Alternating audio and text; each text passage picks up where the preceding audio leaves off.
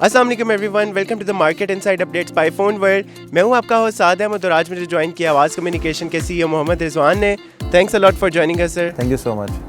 So viewers, आज हम बात करने जा रहे हैं वीवो V7 प्लस डिवाइस के बारे में, जो कि वीवो की तरफ से कहा जा रहा है कि उनकी फ्लैगशिप डिवाइस है। तो सबसे पहले हम रिजवान से पूछते हैं कि क्या ये वाकई में वीवो की फ्लैगशिप डिवाइस है? क्या ये स्पेक्स डिज़र्व करते हैं फ्लैगशिप उसको कहना? क्योंकि अमूमन बड़ी कंपनीज़ की जो फ्लैगशिप डिवाइसेस होती हैं उनकी प्री बुकिंग होती है, फ्लैगशिप डिवाइसेस की गिफ्टिंग होती है, उनका ग्रैंड इवेंट होता है। तो क्या V7 प्लस के बारे में भी यही सारे मैयर्स काउंट किए गए थे? तो सबसे पहले हम रिजवान से पूछते हैं डिवाइस के मुताबिक थोड़ा सा हमारे व्यूअर्स को बताते चलें। आप यहाँ से अंदाज़ा लगा सकते हैं कि नॉर्मली मार्केट में प्री बुकिंग होती है, फॉर्म्स फिल होते हैं, फिर उसकी प्रॉपर उसके बाद उसका ग्रैंड इवेंट लॉन्च होता है, एक लॉन्च इवेंट होता है। अगर हम देखें तो इस जो अभी रिसेंट लाहौर में 2 दिन पहले इसका इवेंट हुआ है, बहुत ग्रैंड इवेंट था। इसमें पूरे पाकिस्तान से जितने भी स्मार्टफोन्स डीलर्स हैं उनको इन्वाइट किया गया। एक अच्छा खासा इवेंट के बाद लॉन्चिंग होती है और मुझे अच्छी तरह याद है इवेंट से पहले मेरे पास कस्टमर आए और कह रहे हैं जी हमें V7 प्लस चाहिए। नॉर्मली होता है कि नहीं दिया जाता, या एक मतलब उसको एक रखा जाता है कि यार इसको हम बाद में लॉन्च किया जाएगा। लेकिन ऐसा था कि मैंने उनसे रिक्वेस्ट की, मैंने कहा जी मेरे कस्टमर्स हैं, मुझे चाहिए, तो उन्होंने स्टॉक्स ही मुझे प्रोवाइड किया और हमने इवेंट से पहले उसको प्रॉपरली स्टॉक डिप्लॉय भी किया और कस्टमर से पहले यूज़ कर रहे थे।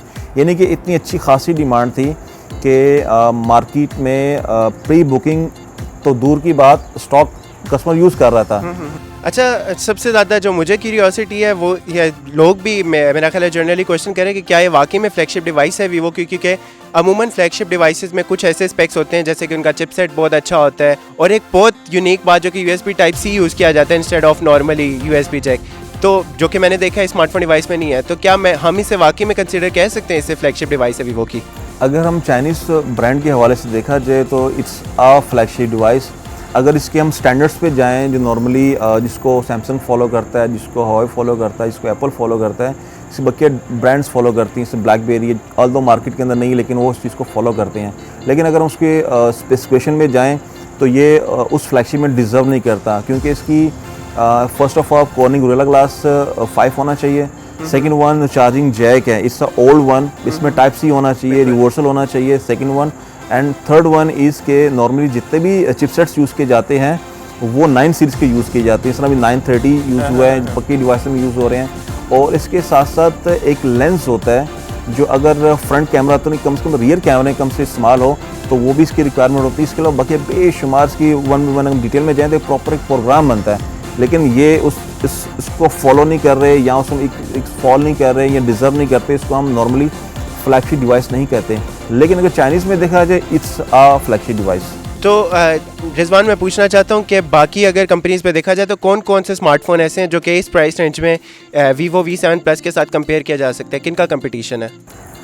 It's a proudly announce bye Vivo कि इसके कंपेटिटर्स कोई नहीं है। जिस प्राइस में लॉन्च किया 36,000 के अंदर लॉन्च किया, इसके आप कह सकते कंपैरिजन में कोई नहीं आती।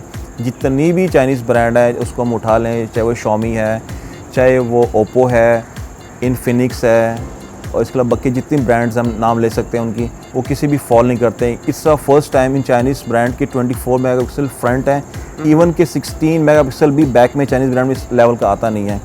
रैम और रोम की बात की कि 4GB 64GB के साथ है। और सबसे बड़ी बात यह है कि जितने भी चाइनीज़ स्मार्टफोन्स हैं वो मीडियाटेक को ही लेते हैं, लेकिन फर्स्ट टाइम देखा जाए तो 450 क्वालकॉम स्नैपड्रैगन की चिप इस पर डिज़ाइन की गई है। और अब आहिस्ता आहिस्ता जितने भी चाइनीज़ ब्रांड हैं वो अवॉइड कर रहे हैं मीडियाटेक को और क्वालकॉम की, चाहे वो 450 इसमें कोई इतनी अच्छी चिप यूज़ नहीं की, तो लो बजट स्मार्टफोन की चिप यूज़ की है, लेकिन इसमें इश्यूज़ वगैरह नहीं आते।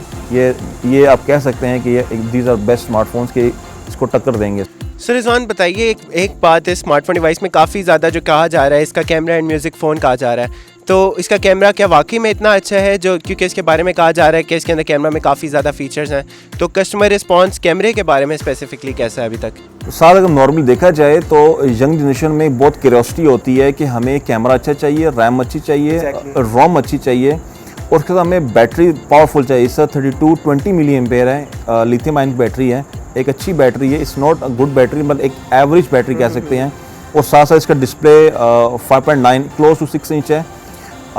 डिस्प्ले भी HD है, 720 है, ऑल्दो इसका PPI थोड़ा कम है, लेकिन एक आप कह सकते 36,000 के अंदर बहुत अच्छी एक डिवाइस है। सही। आप इस तरह बोला है कि यार ओके कैमरा क्वालिटी किस तरह की, कैमरा बहुत अच्छा है, स्पेशली फ्रंट कैमरा बहुत अच्छा है, इसमें कस्टमर नॉर्मली डिमांड करते हैं, तो एक डिजर्विंग डिवाइस है ये। सो व्यूअर्स, ये था हमारा आज का शो। उम्मीद है आपको काफ़ी हद तक इन्फॉर्मेशन मिल गई होगी Vivo V7 Plus के बारे में। सो अब देखते हैं कि Vivo आगे फ्यूचर में अपनी कौन कौन सी डिवाइसेस पाकिस्तान में लॉन्च करता है और उनका रिस्पांस कैसा रहता है। सो मिलेंगे आपसे नेक्स्ट टाइम किसी न्यू टॉपिक पे डिस्कशन के साथ। तब तक के लिए अपना बहुत ज़्यादा ख्याल रखिएगा। Take care. अल्लाह हाफिज़।